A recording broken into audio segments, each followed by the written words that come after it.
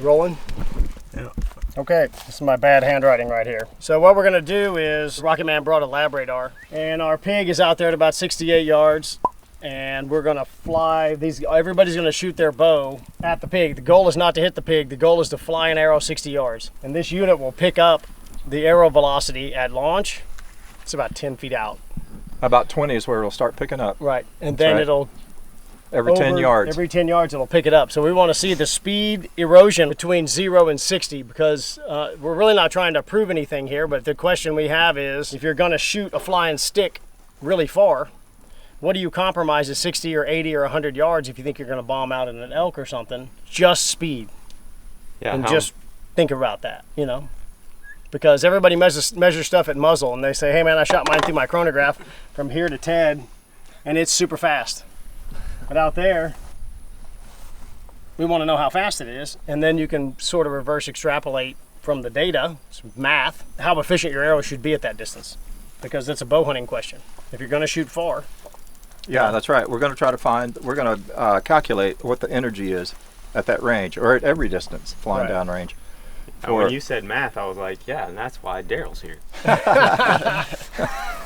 Right. Yeah. So we want to see how much kinetic energy do we lose as we're flying down range as a function of the arrow mass coming out of the same bow. So I think that's a fair comparison. So if someone shows up in an archery shop with a given bow, what can they expect their performance to be, and what arrow do they need to shoot if they're going to shoot long range? Does it lose 10 foot-pounds of energy at 60 yards? Does it lose 20? Does it lose 30? Let's find out. So this test will be more specific for these 4 shooters. So all the hunting public guys are going to shoot their bows. Me and the Rocket Man are going to do the nerd stuff, and they'll know what your kinetic energy is. We can probably pull the graphs down off the unit and give them to you. If you were to go elk hunting and decide to shoot 60 yards, and it could help you make decisions on your broadhead and arrow mass platform. So just basic stuff. It's just going to shoot it through there and it's going to tell us what's happening. That's all. That's that. So here we go. All right, so first up is Hayden. Bear Redemption, 29.5 at 70 pounds. Bow A. How much does the arrow weigh? I'm going to find out. This is a fantastic arrow, 707 grains of pure delightfulness. And you know, we don't really care if he hits the pig, but we're dudes, so there's a competition every time. Come on. Oh! Okay. Kill shot! Good. Nice, Hayden. Thank you. So zoom in on that. So this shows us that he launched at 236, and at the longest distance, he was going 226. So he only lost 10 feet per second over 60 yards. That's really good, because that means if you just do the math from kinetic energy, it basically lost a very minimal 5% of the launch kinetic energy from the mass. But here's an interesting, you start to see it, it goes 234, 230, right? 232, 227, 226. And this is what we keep seeing. They start out, drag gets them going fast, and the difference between the early numbers is more than when it starts to carry out there. So it doesn't slow down as fast. You can shoot the little zinger. So let's go right behind him with the same bow with an arrow that's 300 grains lighter. We're gonna call it 472 because it's bouncing all around there.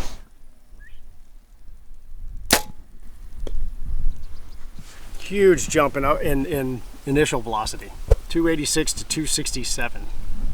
So your first arrow lost 10 feet per second over the same distance, and that one lost 20, roughly. Yeah, so B bow is, I think it's you. Jacob? Science, it's fun. I'll film. It's like magic, but real. It's like magic, but real.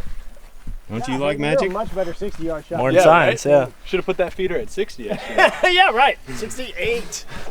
Woo! Whopper. 781. Yep. Whew.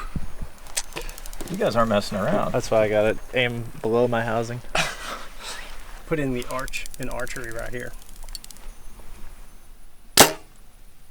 Ooh. Nearly there, Jake. Almost got there that time. 217, 208. Lost 9. Yep. That's what we would expect. He's heavier. Right. A little lower poundage too, I think. All right, give me a light one now. Getting hot for you down here in Wisconsin, huh? That's a Oh, yeah. arrow. There it goes. 473. Woo! Go over it. Yeah. Over. Over. Monster. I aimed quite a bit higher or 274 lower. Yeah. and 256. 274 and 256. Okay. How high? How much? Here you are. And weigh that guy. Should be about 640, 650, 627. Oh, doesn't have a 200 point on it. Do you want a 200 point on? Doesn't matter. It's just a projectile. It's a kinetic energy machine and a projectile. Oh, this isn't my bow. You can shoot This is not my kinetic energy machine. Oh, now you're catching on. Yeah. I cannot launch the projectile with that kinetic energy machine. That's not mine.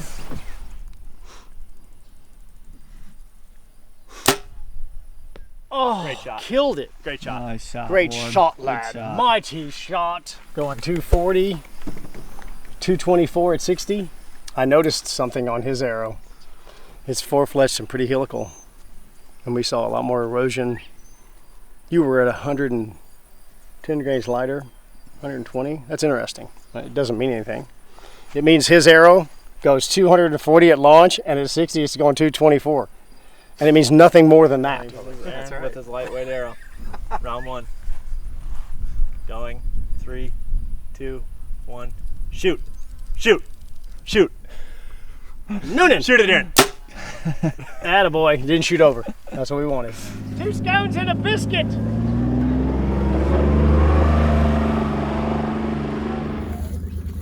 Not bad.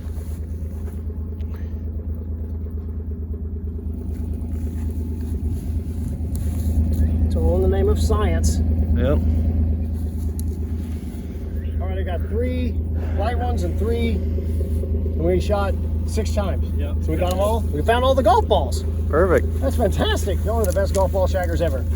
Okay, since we're have everything set up and we're nerding out, I have always wondered if really helical fletchings impact downrange velocity, and I've never had the tools to measure it. So what we're going to do is take, I'll just point them at you, Jake. A really severe right helical, looks like a candy cane. I'm gonna shoot a, this is the Ranch Fairy Nova Supernova. This is exactly what comes out of the factory. And they have just a little bit of offset because I don't like to shoot a lot of helical. It's my preference, and that's why we built it that way. And what we want some. So we just want slow rotation. So we've got a really high helical. I got a 4 fletch with a little bit of offset. And then I attempted to fletch this one straight. So I put it on my Bitzenberger and I jacked with the Bitzenberger and moved it around, trying to get this as straight as I could. So 4-fletch, tiny little fletchings, theoretically more aerodynamic, and the data will tell us what's going to happen there. And then you've got a Ranch Fairy arrow here that's helical, that's 4-fletch. Is it laying on the deck somewhere? Right here. So I noticed this. Aaron had this one, and it's pretty helical, but it's 4-fletch. So we'll shoot that. And all we're going to do is just run it through the radar and see what happens. So what do you expect? Like, what are your predictions for I think the really high helical is going to slow down more, but until we shoot them, we don't know. Hayden's got the hot hand at hitting things. So Today, today. not yesterday. I put him at 16 yards on a pig and it didn't work out, but at 68 he is freaking money. So I'm just going to back him up and we're going to be fine. This is what, 125? 150.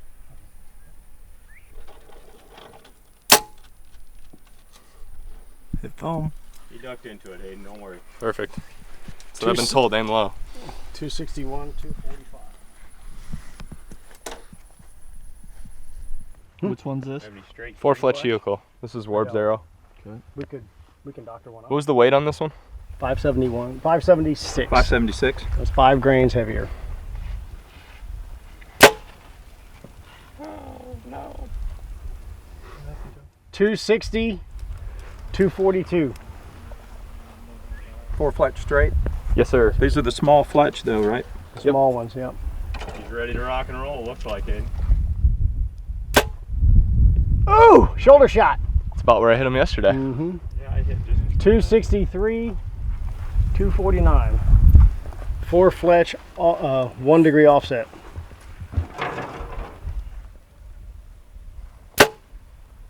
Ooh. A little low.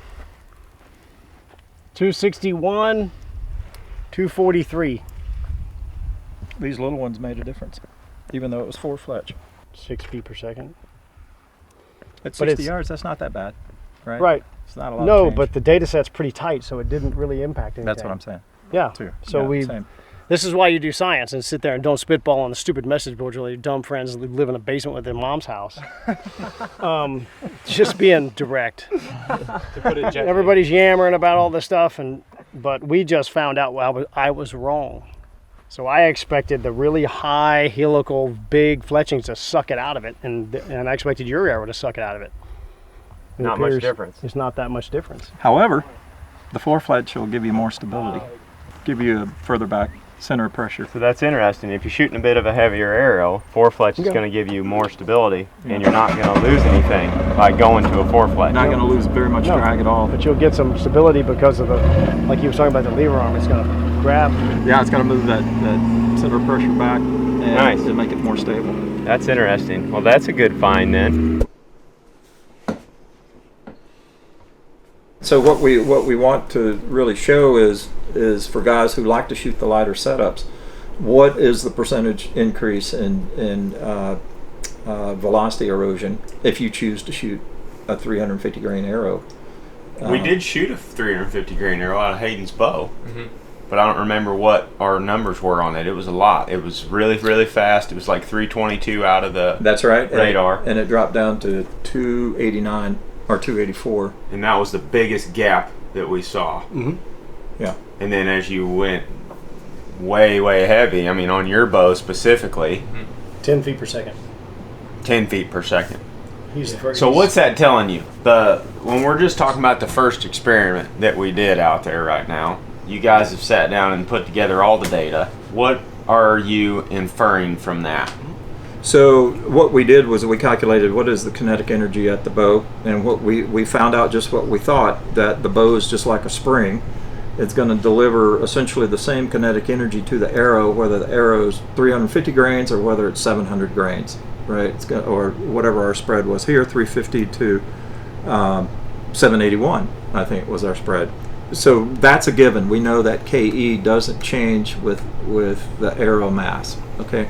So that's the KE of the arrow coming off the bow. But what does change is what is the KE down at 60 yards, down range. And so what we see is with the lighter arrows, you see a lot of KE loss, right? And so let's just look at a number. We look at the shot 10, 357 grain arrow. 357 grain arrow. It left the bow at 82.2 foot-pounds of energy, and it hit the target at 66.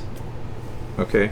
Then for a 700 grain arrow, it left the bow at 87 KE. So and slightly higher. slightly higher, and hit with 80 foot-pounds. 20 more 14 more foot-pounds of kinetic energy at Where 60 it yards. matters. Yeah, Where it it matters. matters At downrange, impact. not at the bow. And so that kind of helps. I think if the archery shops knew that, what they would help their clients understand is when you stand at the bow and you shoot it, the arrow seems to be going really fast, and you get that kind of like, wow, I really want to shoot light arrows. But that's not what we're talking about. We're talking about what, by understanding, starting at the target and working back to the bow, we want to understand how much energy are you actually delivering on target at range. This really matters from the broadhead aspect of penetration as well, because a lot of mechanical broadheads require more kinetic energy when they hit the animal to deploy. That's right. Their sights require I a looked them certain up. amount of The kinetic sights are, saying 45, 50 pounds of kinetic energy. Well, Okay. Well, we've got an what I'm- arrow that has 55 pounds of kinetic energy at 60 yards right here. Yeah. It's just math, and it goes to 45 at 60. And That's out of a 70-pound bow. that was out of Ted's bow. That's out of Ted's bow, That's out so of that's Ted's a bow. 60-pound bow. 60-pound bow. Yeah. so Yeah, so you're running 55 to 45 there out of Ted's here That's with the light arrow. with the right? light arrow. Yep. Yeah. And if y'all haven't seen the podcast we did with Rocket Man earlier, you need to watch that, because we discussed the fact that when he was with the Department of Defense, And all that stuff. they had tank armor in their hands, and they said, we know the density of the tank armor. We know what we need to break. So how do we break the tank armor? And then we're going that way. We're going to the gun, and you said power supply. And then the power So that may supply be after. electric, that may be, mostly it's powder, but big boomers. But they knew what the target was, and then they said, how do we break this? And then they had to go back. And you said it was projectile square. Wait, projectile squared and power It's squared. double the energy from the target to the muzzle, and then double again to the power supply. Right, so that's Yeah. 4 times. 4 times just for that. But the thing that the beautiful thing for the Army is their projectiles don't change. Their projectiles essentially stay the same, and then they vary the launch, or maybe they'll add a couple of inches of penetrator if they could get that to fit or whatever.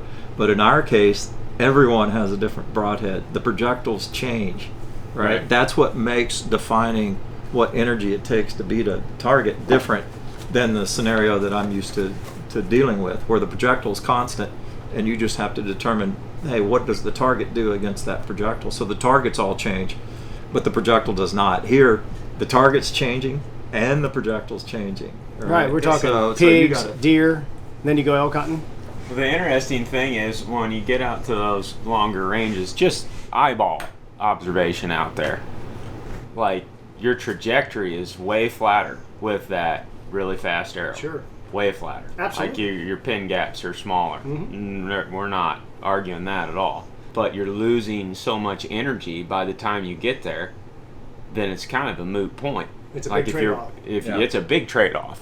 If you're trying to hunt out west for elk or mule deer and you're trying to shoot elk at 75 yards with a 380 grain or a 400 grain arrow, and you're losing that amount of energy by the time it gets to the target, Right. you're gonna increase your odds of wounding loss because you're not gonna have the penetration power when it reaches the target at that distance. I look at it as you have to increase your accuracy to a point that you hit a smaller part, perfect part of the animal. I've totally changed my mindset on this. When you have to shoot super accurately because your projectile is not super efficient, you have to hit a really small target that's perfect to receive that arrow Sure. and penetrate, like he's talking about. We have the armor, right? So if you hit edge of just to say you pull it a little bit or the wind blows it and it hit the edge of the scapula, you've just introduced something you really weren't prepared for. So if you hit them perfect, right on the crease, and it goes up 1/3, probably good. But there's a lot of them, and they move around, and we're humans. Mm-hmm. We have to accept that. That was the thing, like that with those big 700 and some grain arrows, they didn't lose hardly anything. Right. I mean, they're not going fast right out of the gate, but they don't lose any speed or energy by the time they're hitting at 60 yards. Yeah, that's the point. And we're sending rainbows in down there. I mean, but here's the thing that was also interesting just watching out there. It's like the arrows are still really accurate. In fact, they might be more accurate because they appear to be more stable in flight. That also might be because our bows are tuned to those specific Absolutely. arrows and not the lighter ones. Absolutely. But that's the accuracy thing isn't an issue. 60 yards is still 60 yards. Correct.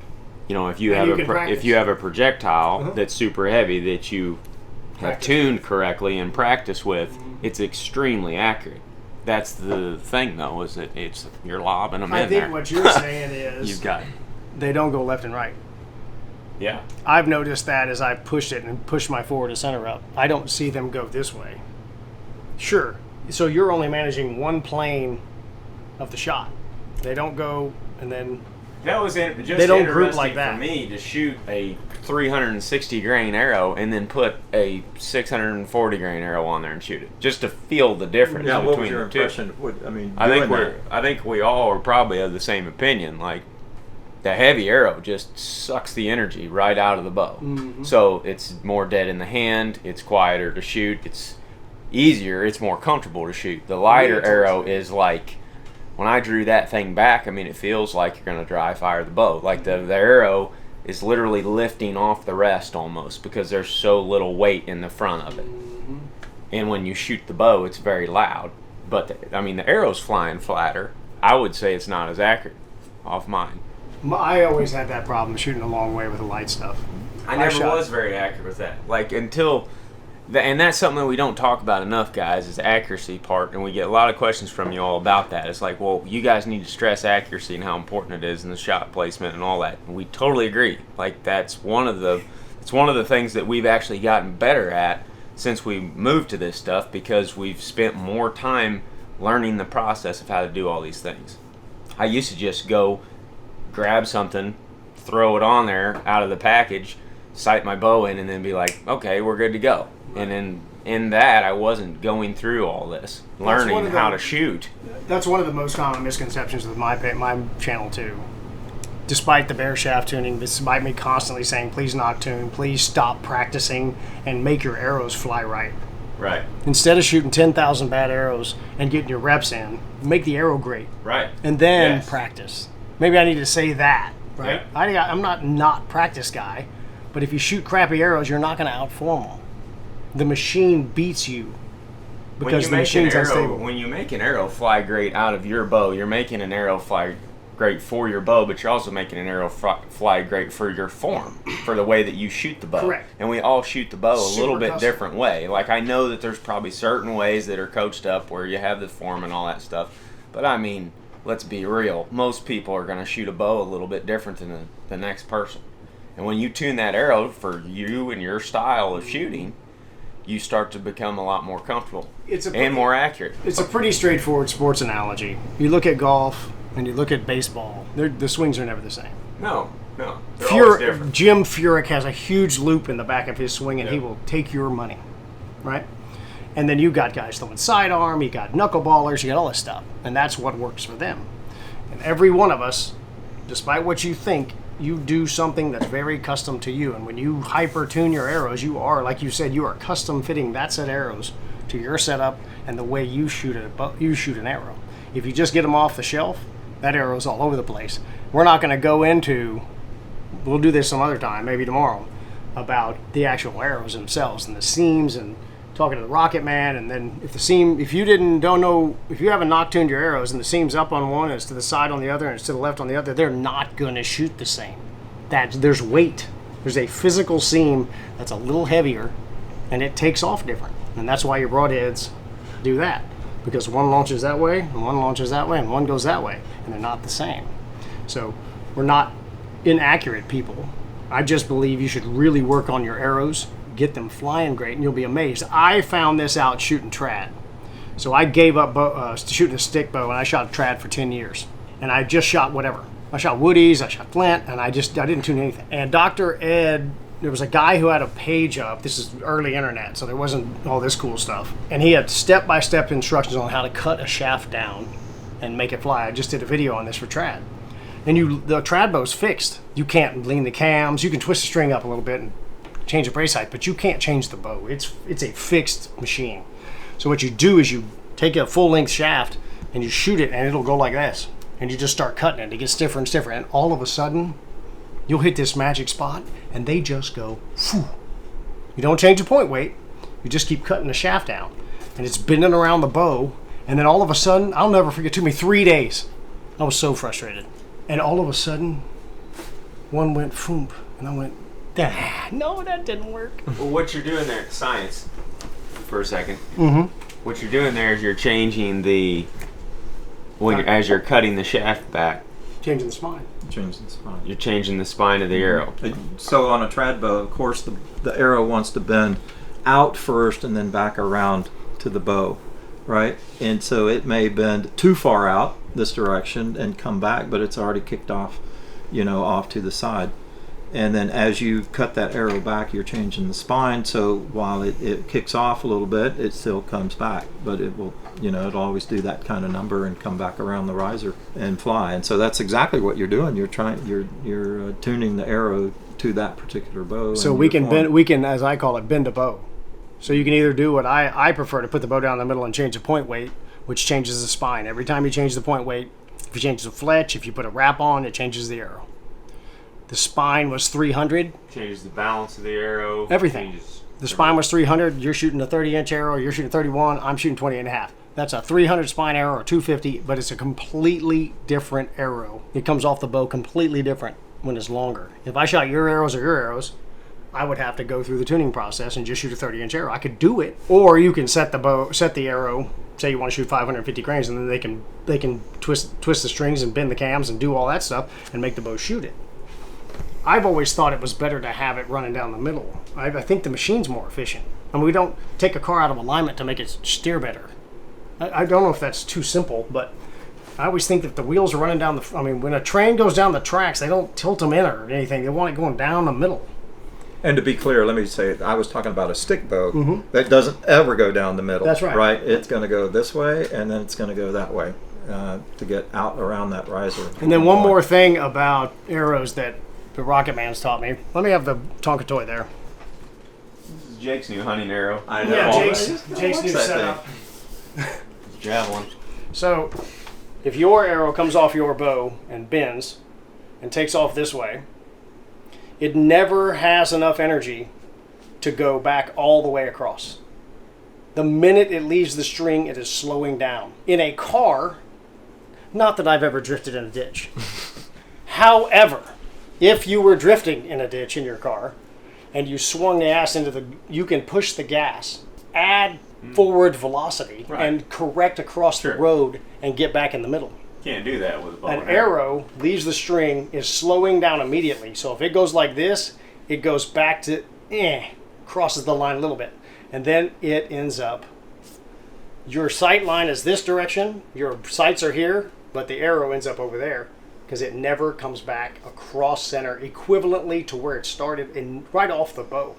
He always says it all happens the second it leaves the string. Your fate is done. So that's why we press so hard, and I push real hard on my channel to play with the sticks and get them right. Way more than trying to outform it. Because if it's doing this and leaving the sight line, you can't outform that.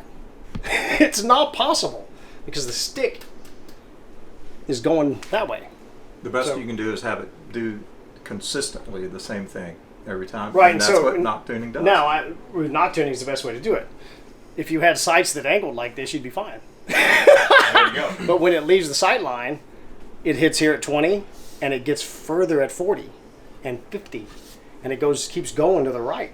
In my example, it's fun to hang out with smart people, and I always say this is way better to have smart friends than be smart. Yeah. And So I've if you been guys- lucky to meet you, and the Yeah. big Mike's been a big help for me. A lot of people have really helped me on the sidelines, and I appreciate everybody who's sent me information. I had a guy who just told me we need to use the aluminum out of transmissions for inserts Ah, okay. because aircraft aluminum is super bendy. Troy, I think you hit on a couple of things I wanted to go back and touch on from an engineering point of view. That for the most part, the launching of an arrow is an initial value problem. If you're thinking of it in terms of equations, that whatever happens, you're given initial conditions to the arrow, and you let it go. And whatever happens because of those initial conditions. So if your spine is stronger, let's say your spine on one arrow is at 3 o'clock and is the strongest direction, and the next one's at 6 o'clock.